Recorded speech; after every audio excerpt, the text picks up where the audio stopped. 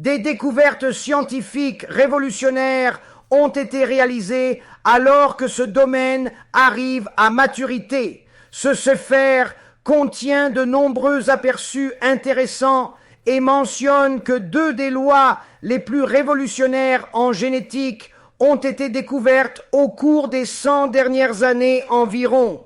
Les lois de l'hérédité de Mendel et la loi de l'hétérosis. Et tous 2 apparaissent dans la paracha de cette semaine. Tout d'abord, la personne doit comprendre que le Zohar HaKadosh, ce texte sacré et profond de la Kabbale, dit que lorsque HaKadosh, le Saint béni soit-il, a créé le monde avec sa sagesse infinie, la Torah préexiste à la création du monde selon les textes sacrés. Le Midrash affirme qu'Hachem a créé le monde 964 générations après la Torah, l'utilisant comme plan directeur pour la création. Ainsi, la Torah est considérée comme le modèle divin de l'univers, où tout ce qui était nécessaire selon la Torah est ce qu'il a mis dans son monde, semblable à ce que dit le Midrash dans où était-ce déjà? Ah oui, dans Bereshit Rabbah, je crois. Est comme un roi concevant un château selon ses besoins futurs. Il a installé une cuisine spacieuse pour la nourriture, aménagé des chambres confortables pour les invités, ajouté plus de lustres élégants pour un meilleur éclairage dans certaines pièces. C'est ainsi que le monde a été créé avec soin et précision, suivant le plan divin appelé la Torah.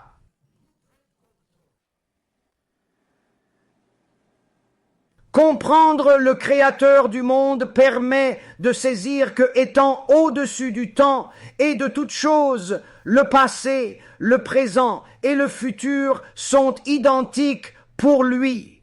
En tant que Créateur, il transcende toutes les dimensions temporelles. Ce qui s'est passé il y a 4000 ans, ce qui se passe aujourd'hui ou se passera demain, tout est identique aux yeux d'Hachem. Il n'y a aucune différence dans sa perception éternelle. En créant l'univers, il a placé tout ce qui existe, jusqu'aux moindres détails et événements futurs, dans la Torah, tel un plan divin intemporel.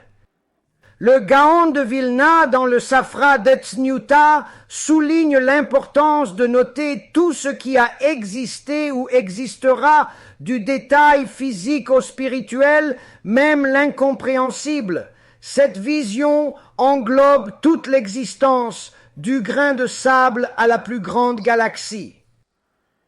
Votre vie personnelle, vos sentiments matinaux, les chaussettes observées il y a 3 ans, le sandwich mangé, tout est connu et prévu en détail jusqu'à vos pensées intimes. Rien n'échappe à cette connaissance divine, pas même vos choix anodins ou vos réflexions fugaces. Il y a 15 ans, pendant votre pause déjeuner, ou ce que vous ferez dans 18 ans, un vendredi, chaque détail de la création est contenu dans la Torah. Quand une personne étudie la Torah en profondeur, elle peut découvrir ces vérités cachées sur l'existence et le destin de toute chose. Comprendre cette idée générale parce qu'il est impossible pour une personne de saisir les détails, car nous ne pensons pas en termes infinis. Ensuite, il pourrait facilement comprendre comment la prophétie de Yaakov pourrait facilement contenir en elle certaines des découvertes les plus révolutionnaires dans le domaine de la génétique de ces dernières années. L'accord initial limitait les animaux de Yaakov. Lavan l'a changé. Étonnamment, Yaakov n'a gardé que les bêtes solides, mais a obtenu les nouveau-nés tachetés et marquetés. L'accord initial prévoyait que les animaux resteraient. Lavan l'a modifié, devant en laisser certains et reprendre la plupart. Finalement, il n'a gardé que des animaux unis. Tout ce qui naîtrait tacheté ou moucheté serait leur profit. Cette décision inattendue a changé le cours des choses et eu des conséquences importantes. Yaakov sépare les animaux pour en tirer profit. La prophétie évoque des béliers rayés et tachetés sur le troupeau, suggérant qu'il avait le nécessaire. Pourtant, en réalité, il ne possédait pas d'animaux tachetés. Il dit, quand le troupeau était fertile, je vis en rêve des béliers rayés, tachetés et mouchetés, sautant sur le troupeau. Cela laissait penser qu'il avait tout ce dont il avait besoin. Mais la réalité était l'opposé. Il n'avait aucun animal tacheté, rien du tout. La situation réelle contrastait fortement avec le rêve.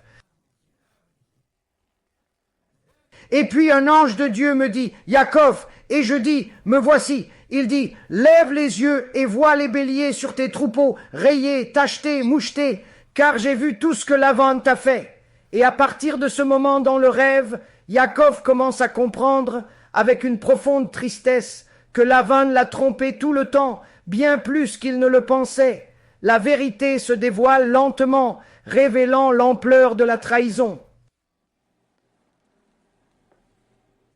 Yaakov envoie à Lavan les animaux les moins fertiles pour l'accouplement. Les versets indiquent qu'il a gardé les plus forts et envoyé les faibles à Lavan. Ainsi, la richesse de Yaakov s'est accrue. Ce comportement de Yaakov révèle une stratégie astucieuse et calculée, montrant sa détermination à prospérer malgré les circonstances difficiles. L'accord était étrange. Dans son rêve prophétique, Yaakov voit qu'il a tout ce dont il a besoin, contrairement à la réalité. Il n'a pas d'animaux tachetés, rien de tel. Cette situation paradoxale est troublante. Le décalage entre sa vision et sa situation réelle soulève des questions sur la nature de sa prophétie et sa condition actuelle. Yaakov, suivant les instructions du rêve prophétique et l'obligation de fournir un effort, a veillé à prendre les bâtons appropriés pour influencer la reproduction du troupeau. C'était son hishtadlut, sa part d'action dans le plan divin.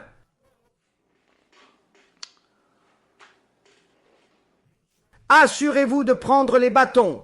Bereshit 30, 37, 39 dit « Yaakov prit des bâtons de peuplier, d'amandier et de platane, y pela des bandes blanches, faisant apparaître le blanc à l'intérieur. » Imaginez que vous avez un bâton, un arbre, et vous commencez à le peler. C'est une action étrange, n'est-ce pas? Pourtant, c'est exactement ce que Yaakov a fait. Cette méthode, un arbre semble vert ou marron à l'extérieur, mais en le tranchant délicatement, on révèle le blanc caché.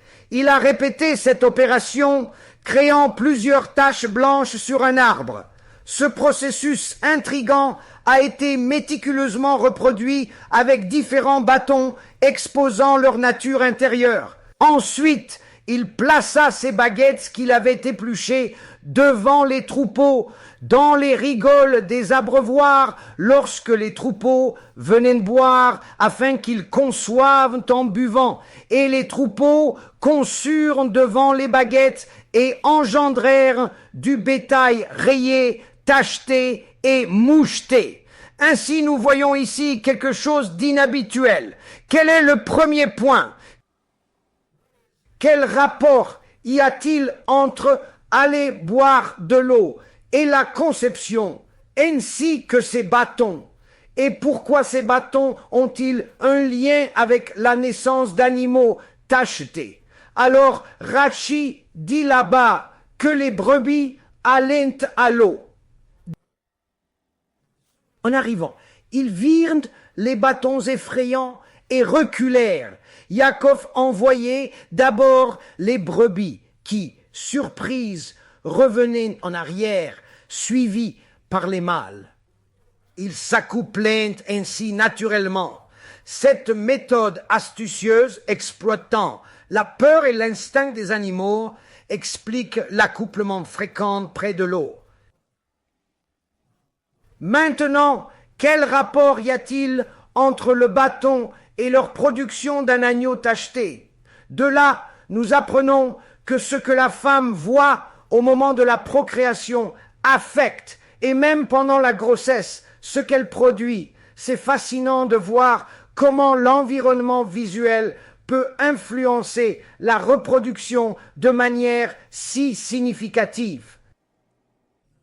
Le Midrash Tanchuma, Parashat Nasso, au chapitre 9, raconte une histoire fascinante sur Rabbi Akiva, où un roi noir marié à une reine noire eut un enfant qui était étonnamment blanc. Troublé par cette situation inattendue, le roi, rempli de soupçons, voulait tuer sa femme, qu'il croyait infidèle. Sa femme s'écria « Je ne quitte pas le palais. Avec qui vais-je tromper? Tu m'as trompé. Comment est-ce possible ?» dit-elle indignée. « Va voir les sages.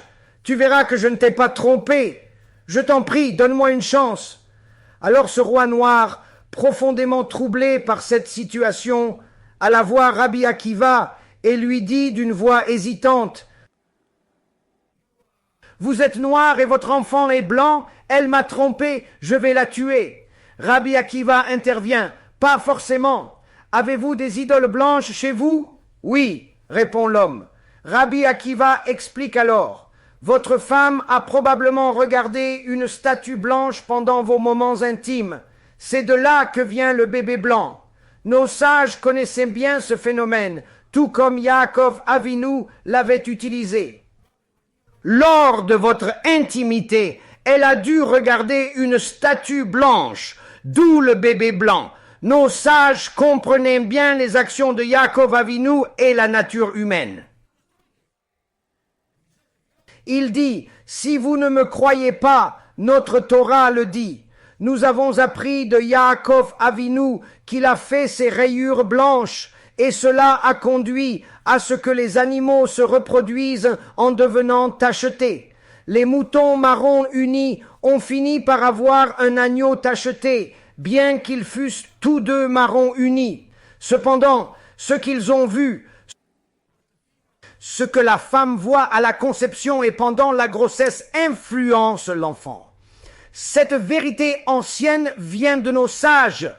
Nous devons être une lumière pour les nations sans suivre leurs pratiques erronées. Chaque juif doit s'en souvenir, respecter nos traditions sacrées et les enseignements de nos ancêtres.